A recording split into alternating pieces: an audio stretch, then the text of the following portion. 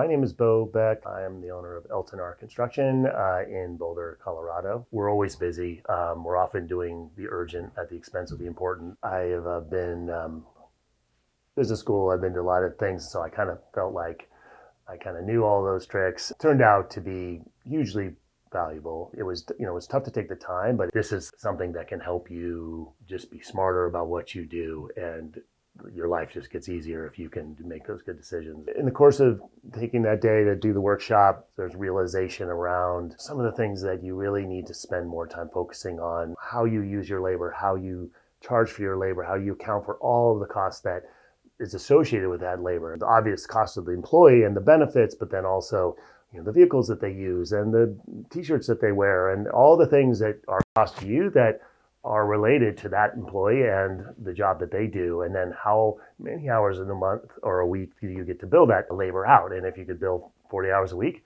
that's great. But a lot of times you're not doing that. And so really looking at it and what do I need to set my labor rates at that I'm charging for in this case is something that was very eye-opening for me.